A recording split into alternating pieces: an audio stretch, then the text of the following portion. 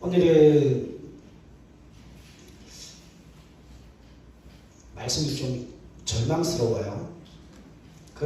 그러함에도 불구하고 다 듣고 나면 소망을 발견하시게 될 겁니다.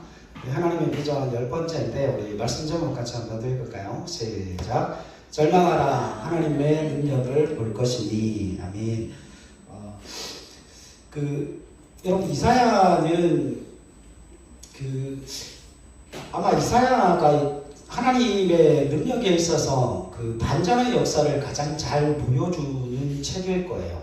그 반전의 역사라고 하는 건 여러분, 이스라엘이 아수르와 바벨론, 아람과 북이스라엘, 아수르, 바벨론, 거기에 침략을 당하고 결국 북이스라엘도 멸망하게 되고 남유다도 멸망해서 바벨론으로 포로로 잡혀가게 되지만, 그럼에도 불구하고 하나님의 심판이 임했음에도 불구하고 오히려 이스라엘을 침공한 나라들은 역사 속에서 사라졌지만 이스라엘은 지금도 존재하고 있고, 그 모든 과정들 속에서 하나님이 반전의 역사를 일으키는데, 그 반전의 역사가 뭔가 하면 그 하나님의 진노와 하나님의 형벌과 하나님의 심판 아래 놓여있는 나라와 민족과 열방과 개인이 절망하게 된다는 거예요. 그런데 그 절망으로 그의 인생이 끝나는 게 아니라 절망으로 그 나라가 완전히 폐허가 되고 다시금 일어서지 못하도록 만드는 하나님의 역사가 아니라,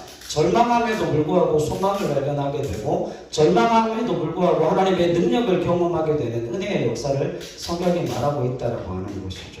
특별히 오늘 본문의 말씀이 그와 같은 내용을 담고 있습니다. 13장부터 23장까지 계속해서 주어지는 말씀이 뭔가 하면 이스라엘 남유다 주위에 있는 그 나라와 열방들에 관한 심판의 메시지를 선포하고 있잖아요. 그렇죠? 그 심판의 메시지가 남유다에게 굉장히 절망적인 상황이 다가옴에도 불구하고 그들이 남유다를 향하여서 계속해서 침략하고 노략질하고 빼앗고 남유다를 계속해서 밟힘에도 불구하고 그들은 그 고난 속에서 절망하지만, 그렇다고 그 절망으로 말미암아 그 나라가 완전히 없어지는 것도 아니고 그 가운데서 하나님의 은혜가 끊어지는 것도 아니고, 여전히 그들은 하나님의 백성으로서 하나님의 뜻을 이 땅 가운데 이루어 나가는 나라로서 존재하게 되는 그 은혜를 성경이 설명을 하고 있다라고 하는 겁니다.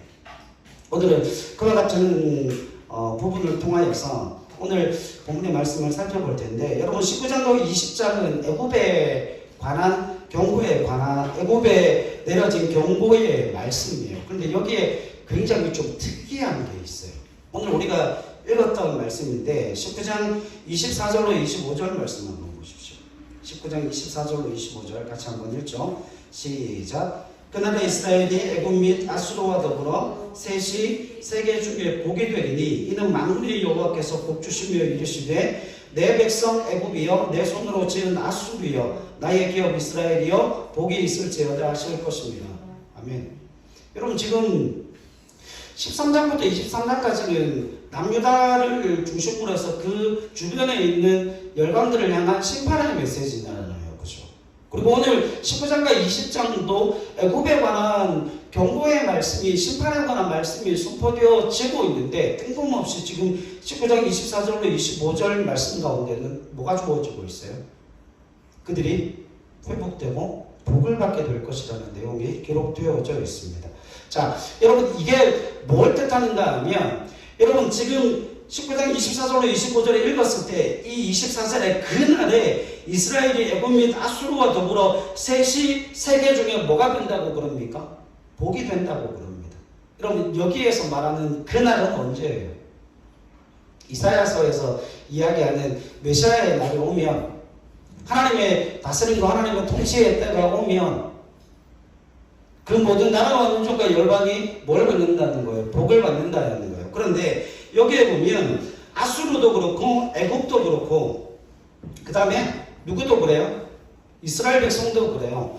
여러분, 지금 왜 그 애굽과 아수르와 바벨론과 페르시아와 로마 그 전 세계 나라와 민족과 열방들이 결국에는 복이 될 것인가 하면, 그 말씀이 왜 이와 같은 복이 그들에게 주어지는가 하면 가장 중요하게는 창세기 12장 1절로 3절 말씀 때문에 그래요.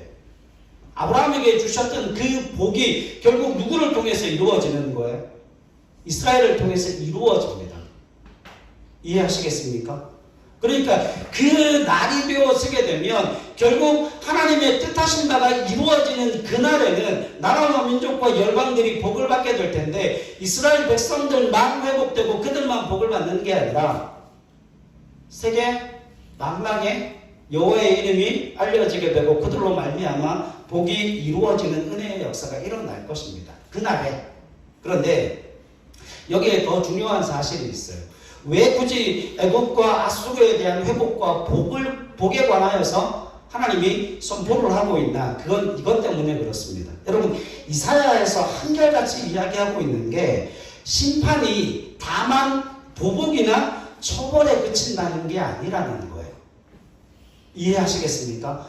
여러분, 하나님의 심판이 주어졌을 때 그 심판은 단순히 하나님께서 누군가에게 보복을 하기 위해 다른 민족과 나라와 열방들에게 보복과 처벌을 위해 뭐가 마련되어 있는 게 아니라고요? 심판 자체가 마련되어져 있는 게 아니라고요. 여러분, 하나님의 목적은 그 심판을 통하여서 그들을 뭐하는 게 목적이에요?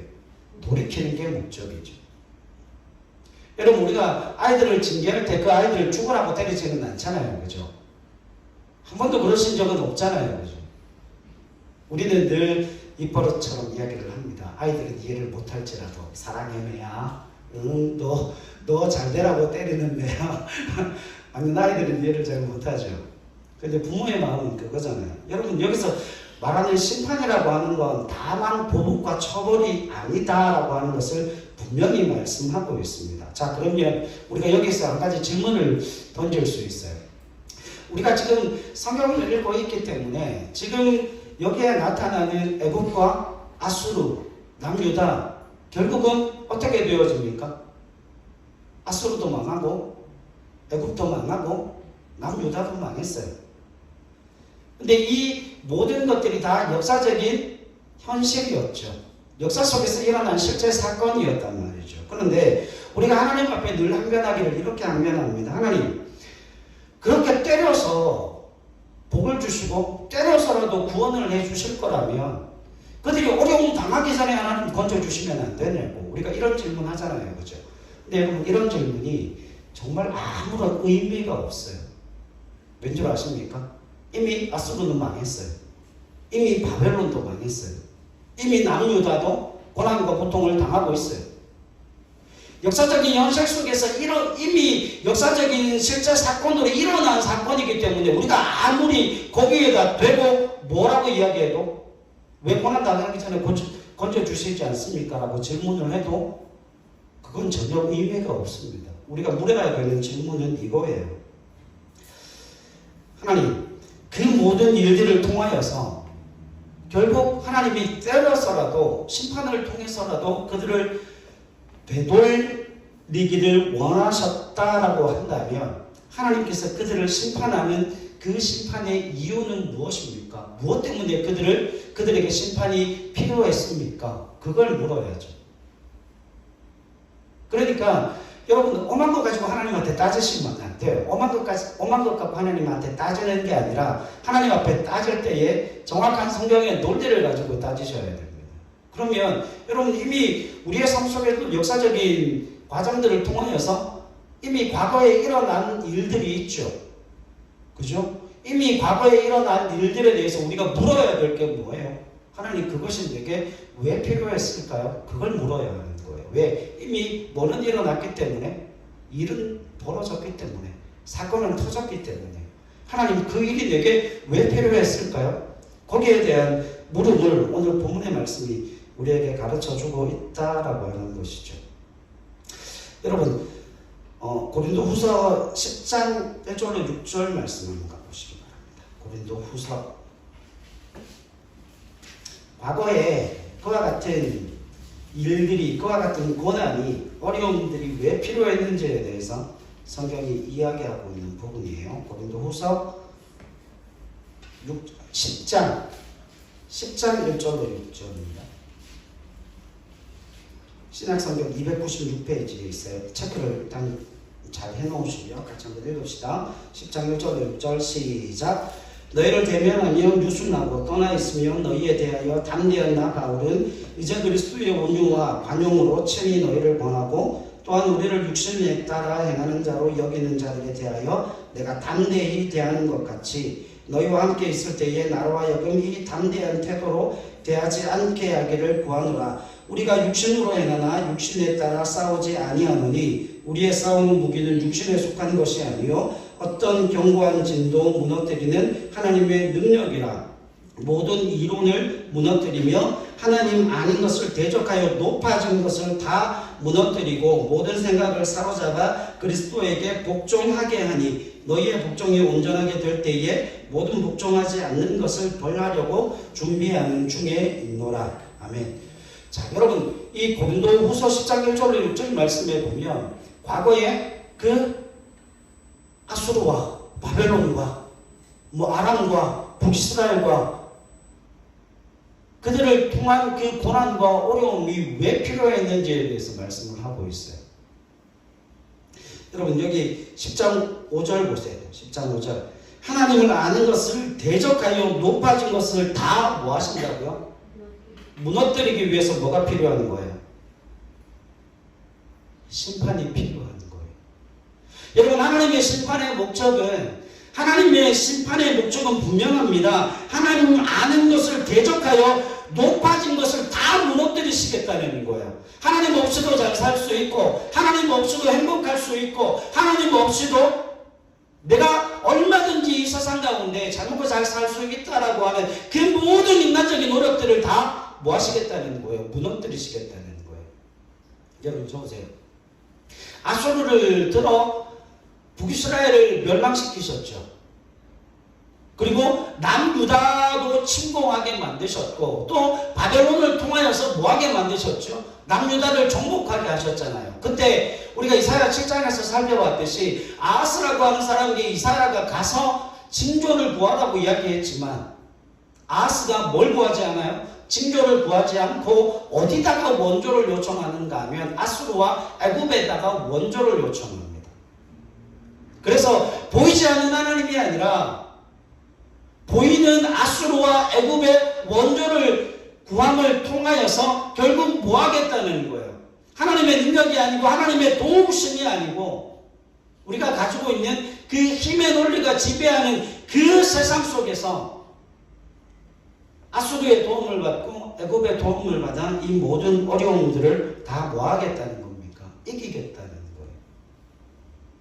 그런데 그와 같은 애굽에도 지금 남유다 백성들이 의지하고 있는 그 애굽에도 뭐가 임해요? 하나님의 심판이 임하고 바벨론에도 하나님의 심판이 임하고 아수르에도 하나님의 심판이 주어짐을 통하여서 그들이 의지하는 그 모든 것들이 결국 뭐 할 것을 말씀합니까?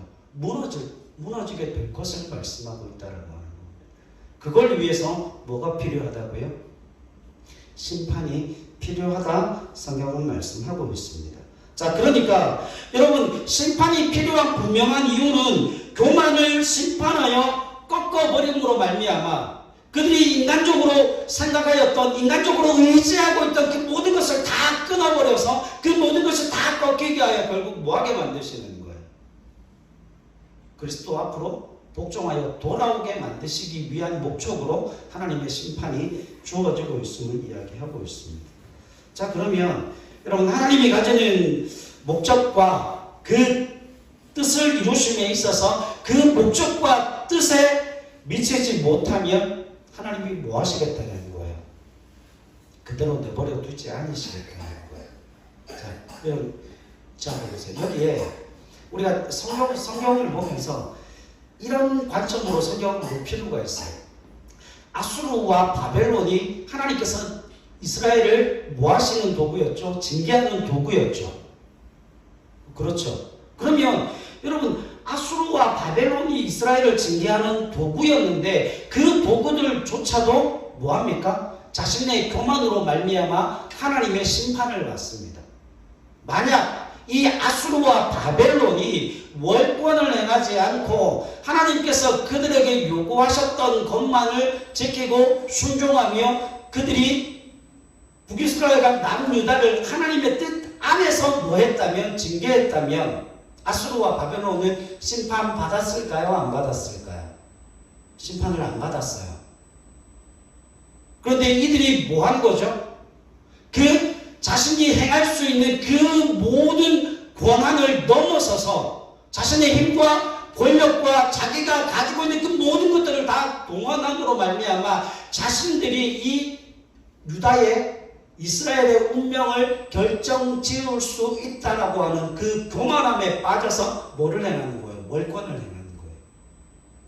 하나님이 말씀하시는 것보다 훨씬 더 큰, 훨씬 더 넘는 그 힘과 자신의 모든 권력을 가지고 북이스라엘과 남유다를 짓밟았다라고 하는 거죠.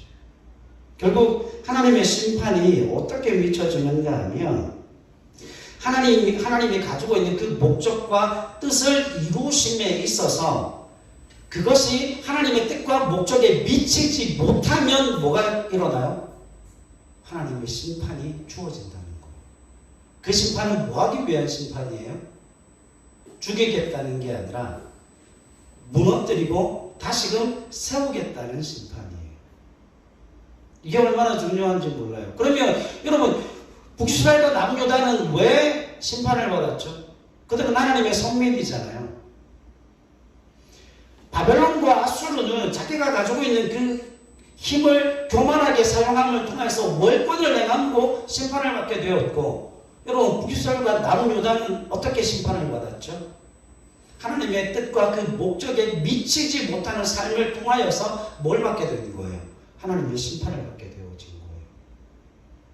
여러분 그렇다면 하나님께서 우리를 향한 그 목적과 하나님께서 우리의 삶 속에 이루고자 하시는 그 하나님의 뜻에 우리가 미치지 못하는 삶을 살면 어떻게 될까요? 거기에서 우리의 인생의 고난의 문제가 생겨지는 겁니다.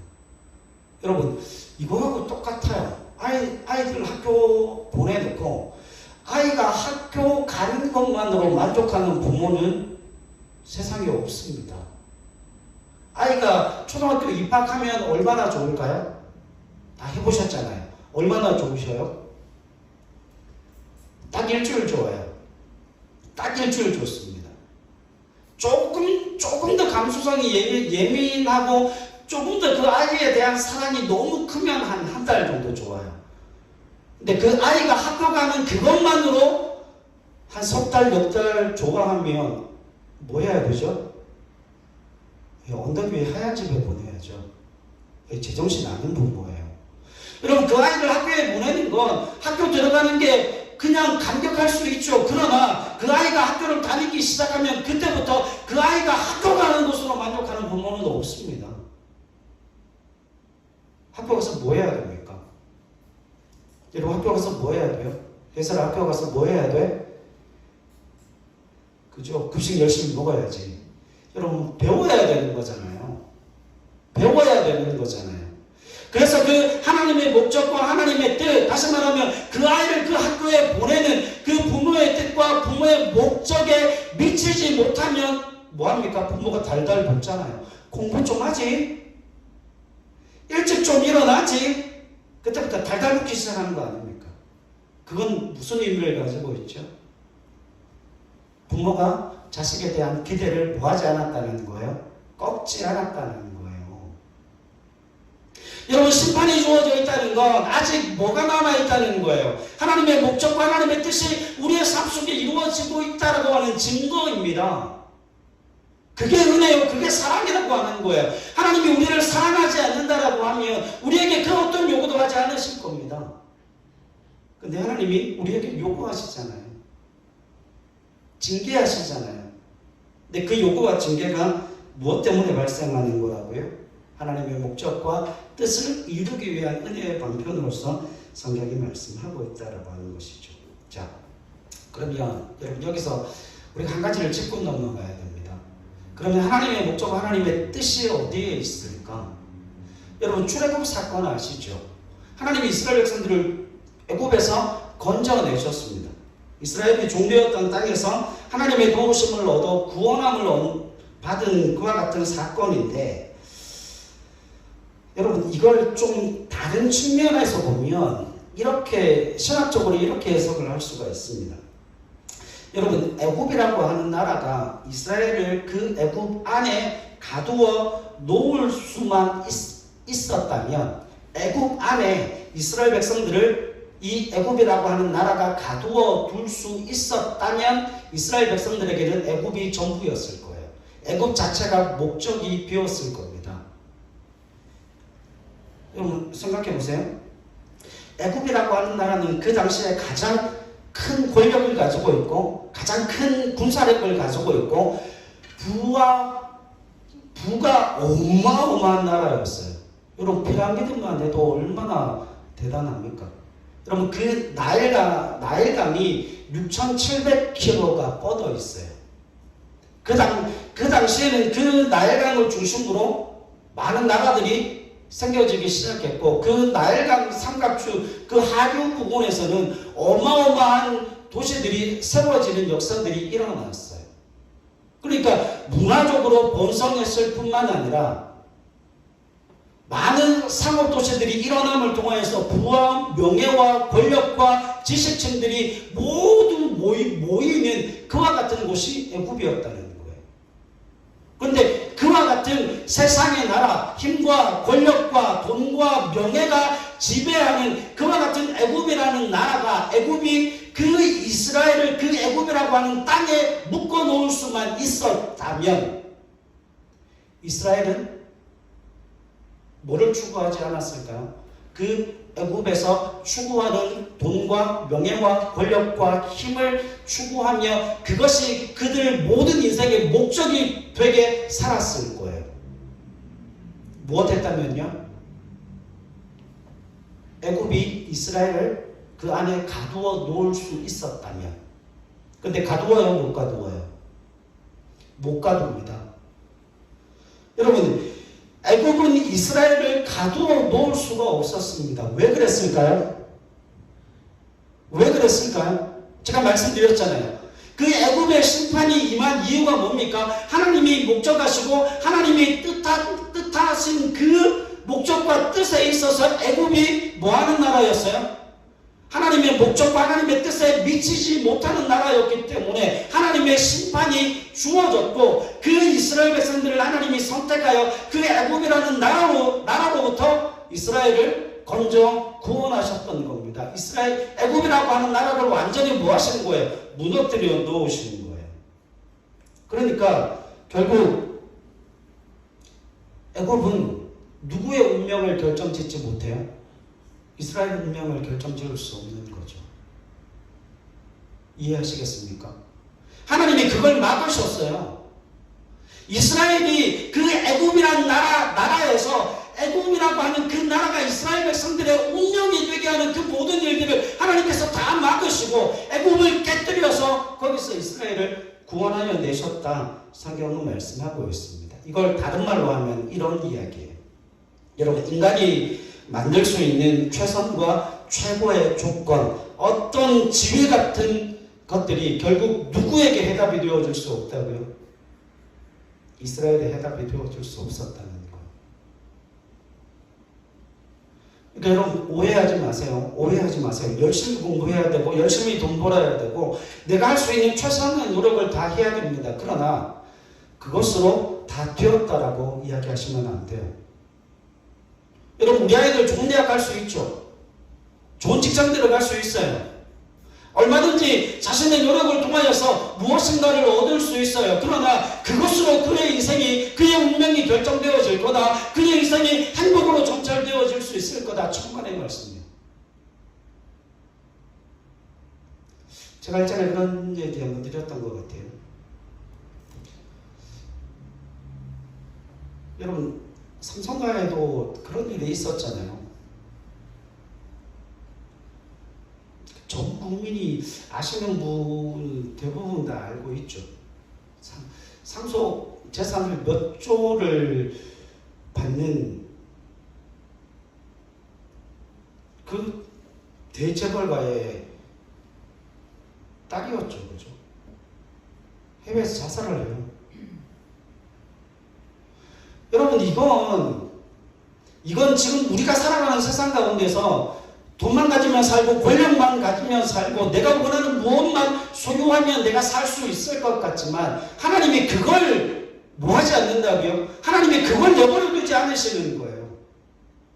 하나님이 그걸 통하여서 타협할 수 없다는 거예요. 하나님께서 지금 말씀하시는 바가 뭔가 하면 애굽이라는 나라가 이스라엘 백성들의 운명이 되어줄 수 없듯이 하나님 없이 사는 것, 하나님 없이 행복한 것, 하나님 없이 무엇인가를 누리고 맛보고 경험하는 그 모든 것들 가운데 하나님이 절대 타협하지 않겠다는 거예요. 누구와? 이스라엘 백성과는 그 어떤 것도 타협하지 않겠다는 거예요. 여러분, 이스라엘이 애굽이라고 하는 나라에 있었으면 그들도 그들의 그 애굽 사람들의 방식과 애굽 사람들의 삶의 원리를 따라 살았을 겁니다. 돈을 벌고 권력을 가지고 더 높은 자리에 올라가기 위해 경쟁자를 죽이고 탐욕스러운 삶을 사는 그와 같은 삶으로 그의 인생들이, 그의 운명들이 결정되었을 거예요. 근데 하나님이 거기에 대해서 절대 타협하실 수 없다라고 말씀을 하시는 겁니다. 여러분, 하나님은 이스라엘을 종으로 가졌던 권력보다 더 큰 하나님의 은혜로 애굽을 뭐 하시는 분이세요? 깨뜨려 버리시는 분이세요. 애굽이 억눌러 왔던, 애굽이 이스라엘을 종삼았던 그 힘보다 더 큰 하나님의 은혜의 능력으로 그 이스라엘을 건져 구원하여 주시는 하나님이시라 말씀하고 있습니다. 하나님이 뭘 보여주시고자 하시는 걸까요? 진정한 힘은 하나님께 있다는 거예요. 애굽이나 아수르나 바벨론의 손에 있지 않다는 그 말씀을 하시는 거예요. 여러분, 세상에 나가 보십시오. 세상에 나가면 젊은 청년들이 제일 많이 고민하는 게 그거예요. 내가 지금 이것밖에 살지 못하는 건, 내가 지금 이 모양, 죄송합니다, 이 꼬라지가 된 건 내 부모가 돈이 없어서 그래요. 할아버지 할머니가 돈이 없어서 그렇고 우리 집이 돈이 없어서 그렇지, 내가 더 좋은 환경에서 배웠으면 지금보다 훨씬 더 나았을 텐데. 여러분, 그래서 청년들이 인생을 자포자기하는 경우들이 얼마나 많은지 모릅니다. 여러분, 그건 애굽의 논리예요. 애굽의 논리입니다. 믿음과 신앙의 논리는 전혀 그렇지 않아요. 사랑하는 여러분, 가장 중요한 건 하나님이 그걸 놓아두시지 않겠다는 거예요. 그걸 내버려 두시지 않겠다는 거예요. 애굽이 그들의 인생의 운명이 되어지고 애굽이 그들의 삶의 원리가 되는 걸 하나님이 놓아두시지 않겠다는 거예요. 여러분, 이걸 빨리 캐치해야 되는 거죠. 그래서 여러분, 우리에게 희망이 있는 거예요. 그래서 우리에게 소망이 있고 희망이 있다 성경은 말씀하고 있습니다.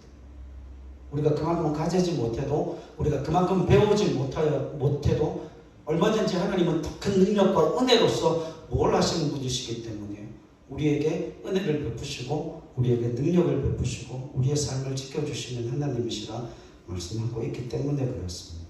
우리 말씀 한 구절 더 찾아보죠. 로마서 11장으로 한번 보십시오. 로마서 11장 30절로 32절입니다. 로마서 11장 30절로 32절이요.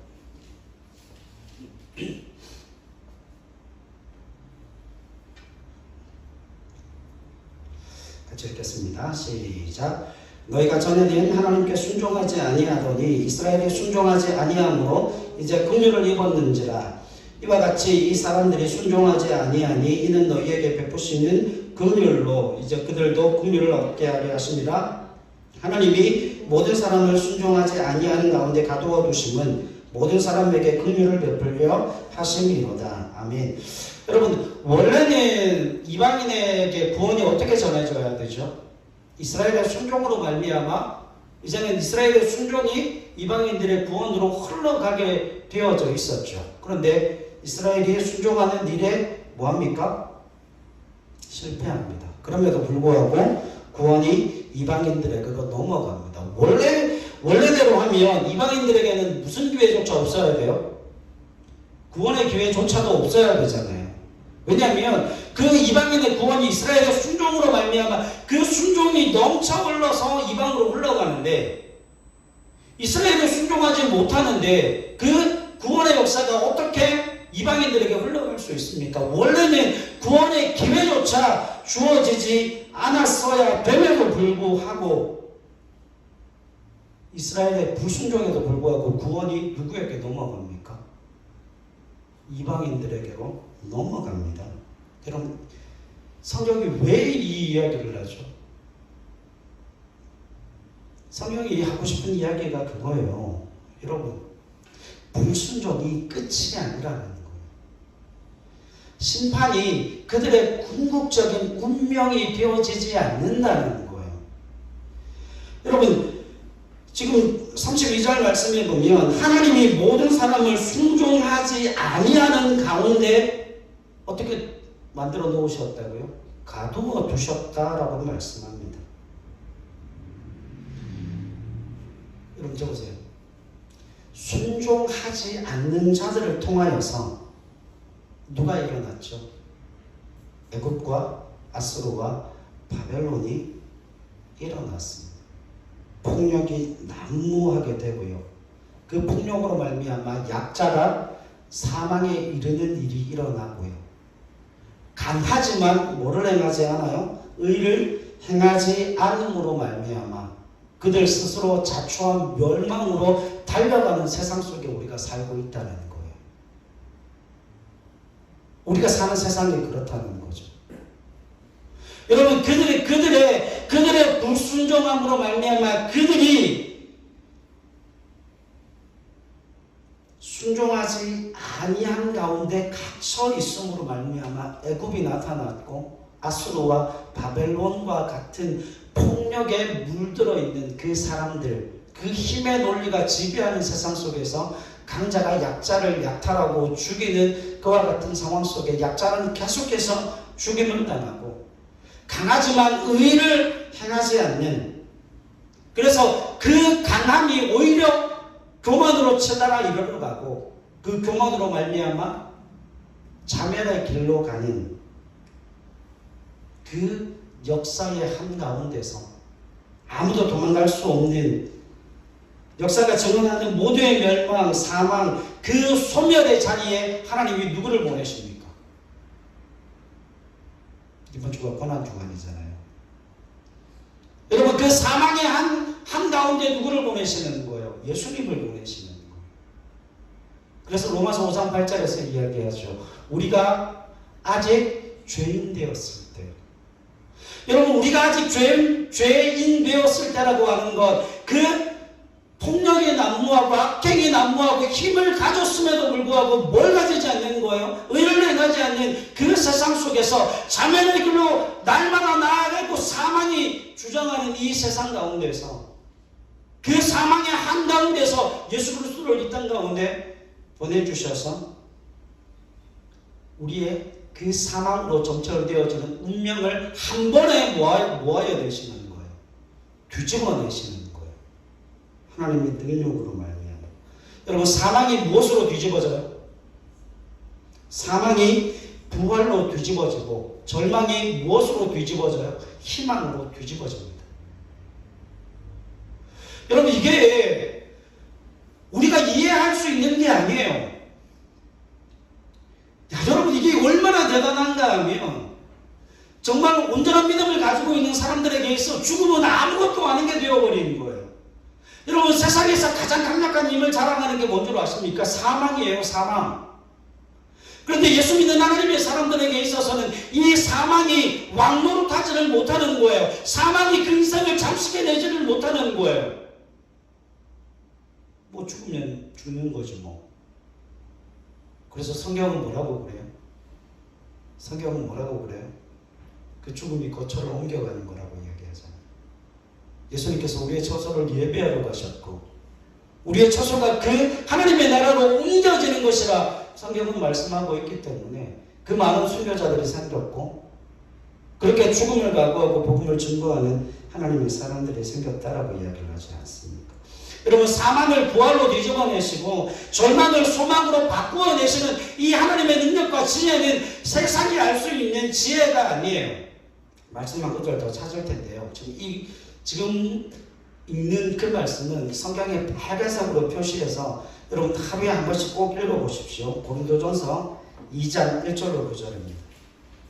고린도전서 2장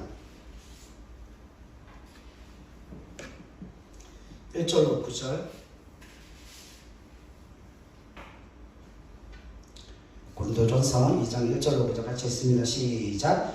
형제들아, 내가 너희에게 나아가 하나님의 증거를 전할 때에 말과 지혜의 아름다운 것으로 아니하였나니 내가 너희 중에서 예수 그리스도와 그가 십자가에 못 박히신 것 외에는 아무것도 알지 아니하기로 작정하였습니다. 내가 너희 가운데 거할 때에 약하고 두려워하고 심히 떨었노라. 내 말과 내 전도함이 설득력 있는 지혜의 말로 하지 아니하고 다만 성령의 나타나심과 능력으로 하여 너희 믿음이 사람의 지혜에 있지 아니하고 다만 하나님의 능력에 있게 하려 하였노라. 그러나 우리가 온전한 자들 중에서는 지혜를 말하노니 이는 이 세상의 지혜가 아니요 또 이 세상에서 없어질 통치자들의 지혜도 아니요 오직 은밀한 가운데 있는 하나님의 지혜를 말하는 것으로서 곧 감추어졌던 것인데 하나님이 우리의 영광을 위하여 만세전에 미리 정하신 것이라. 이 지혜는 이 세대의 통치자들이 한 사람도 알지 못하였나니 만일 알았더라면 영광의 주를 십자가에 못 박지 아니하였으리라. 기록된 바 하나님이 자기를 사랑하는 자들을 위하여 예비하신 모든 것은 눈으로 보지 못하고 귀로 듣지 못하고 사람의 마음으로 생각하지도 못하였다 함과 같으니라. 아멘. 여러분, 이 지혜는 사망을 부활로 뒤집어내시고 절망을 희망으로 뒤집어 엎어내시는 그 하나님의 능력은 어디에 속한 지혜가 아니에요. 이 세상에 속한 지혜가 아닙니다. 여러분, 저 보세요. 납득되어질 수 있는 게 아니고요, 논리적으로 이해되어질 수 있는 게 아니라는 거예요. 그래서 이 2장 1절로 9절 말씀을 성경이 뭐라고 이야기하는가 하면, 복음을 뭐라고 이야기하는가 하면 하나님의 능력이다라고 이야기를 하는 거예요. 여러분, 복음은 납득되어지고 설득되어질 수 있는 게 아니에요. 납득시키고 설득시키는 건 어느 과정이에요? 여러분, 설교를 누구에게 하죠? 설교를 누구에게 합니까? 믿는 사람들에게 하는 거죠. 구원받는 사람들에게 하는 것 아닙니까? 여러분, 이게 납득과 설득의 과정이죠. 그런데 복음이 우리에게 주어질 때 그 논리적으로 설명이 불가능해요. 여러분, 창조주가 피조물이 되었다는 게 말이 됩니까? 나를 이 땅 가운데 구원하러 오신 그 메시아가, 그 구원자 메시아가 십자가에 죽는 게 말이 됩니까? 자기가 죽어서 생명을 살리는 게 말이 되냐고요. 그건 논리적으로 설명되어질 수가 없습니다. 그래서 복음은 뭐라고 이야기를 해요? 사도 바울이 하나님의 능력이다라고 이야기합니다. 하나님의 능력에 속하는 거예요. 여러분, 우리가 예수님을 믿으면서 가장 납득이 안 되는 게 있죠. 저도 마찬가지고 여러분들도 마찬가지일 겁니다. 지금 저와 여러분들이 가장 고민하고 있는 게 이것 때문에 그래요. 우리가 믿는 내용이 삶의 과정에서 이해가 되어지지를 않는다는 거죠. 제가 명언을 하나 남기겠습니다. 소원은 있으나 응답하시지를 않고 열심을 내보지만 거기에 보상이 없다는 거예요. 여러분, 그게 우리를 미치게 하는 거 아닙니까? 믿음이 있으면 뭘 좀 보여주셔야 될 텐데, 뭘 좀 드러내고 나타내 주셔야 될 것 같은데, 그래서 소원을 가지고 하나님 앞에 기도하지만 응답이 없어요. 열심을 내서 하나님 앞에 나와 앉아있지만 날마다 눈물로 하나님 앞에 호소하고 기도하지만 보상이 없어요. 그래서 우리가 뭐예요? 절망하는 거예요. 여러분, 우리가 사는 시대가 그렇습니다. 인류 역사가 그랬어요. 여러분, 지금 우리가 기도하기가 얼마나 힘들고 어려운 세상인 줄 아십니까? 여러분, 그 시대마다 하나님께서 부어주시는 은혜의 역사가 훨씬 더 빨리 이루어지고 우리가 기도하고 간구하는 내용들이 하나님을 통하여서 빨리 속히 응답되어지는 때가 있었어요. 80년대, 90년대가 그랬습니다. 2000년대 넘어오면서부터 시작해서 그 기도의 응답들이 하락세를 띠기 시작했죠. 지금은 웬만해서는 하나님의 능력을 경험할 수 없는 시대를 우리가 살고 있습니다. 제가 생각할 때는 그런 시대가 온 것 같아요. 사무엘 시대가 온 것 같습니다. 하나님의 말씀이 희미하여 그 세미한 음성을 듣지 못하는 시대. 근데 여러분 오해하지 마십시오. 그럼에도 불구하고 하나님은 사무엘을 부르십니다. 하나님은 그럼에도 불구하고 다윗을 부르십니다. 하나님의 믿음의 사람들에게 하나님은 그 세미한 음성을 들려주시고 그 세미한 음성들을 통하여서 하나님의 역사를 이루시겠다 말씀하십니다. 그런데 여러분 적으세요. 절망하는 이유가 여기에 있어요. 여러분 절망하는 이유가 여기에 있습니다. 19장과 20장을 여러분 잘 읽어보세요. 그 패턴이 어떻게 되어지는가 하면 애굽의 심판을 선포하고 있어요. 그런데 중간에 애굽의 회복과 애굽에게 복주심을 말씀하고 있어요. 또 20장에 딱 넘어가면 다시금 애굽의 심판을 선포하고 있어요. 도대체 이게 무슨 이야기입니까? 여러분 우리가 살아가고 있는 그 현 세대에 관하여서 내 모든 삶의 자리에 관하여서 절망하라는 거예요. 인간적인 힘과 노력을 가지고는 그 어떤 것도 이루어낼 수 없다는 거예요. 여러분 제가 제목을 저렇게 잡은 이유가 있어요. 절망한 것 어디에 절망합니까? 나는 내 힘으로 살 수 없고 나는 애굽의 식과 방법대로 성공할 수 없고 그 애굽의 힘과 권력과 애굽의 능력을 가지고는 내 삶이 채워질 수 없다는 걸 고백하면서 절망하라는 거예요. 왜요? 내가 애굽에 살고 있으니까. 그러나 그 절망이 우리를 어디로 이끌어갈 거라고요? 그 절망이 우리를 어디로 이끌어갈 거라고요? 하나님의 능력으로 이끌어가실 겁니다. 19장 23절로 25절 보십시오. 다시 이사야로 가십시다.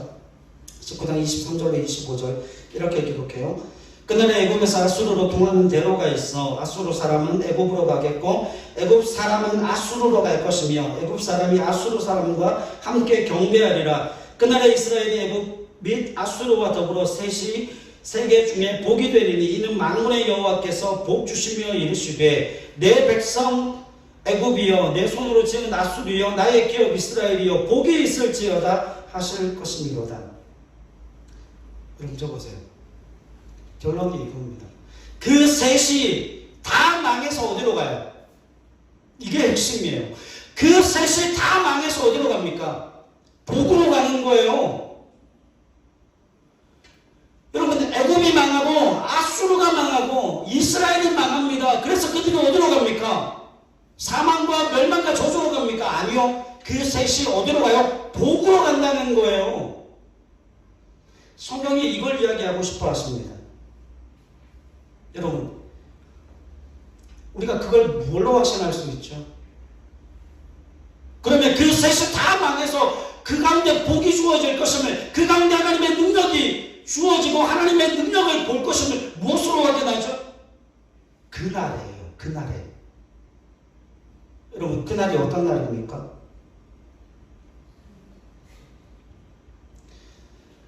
여러분 그날이 하나님이 그 아들을 보내서 우리에게 사망을 무엇으로? 부활로 증명해낸 날이에요. 절망을 희망으로 증명해낸 날이에요. 여러분 우리는 우리에게 절망합니다.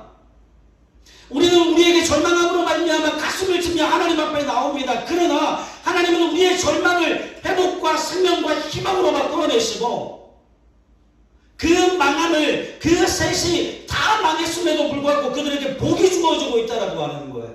그 복은 누가 만들어내시는 복이에요?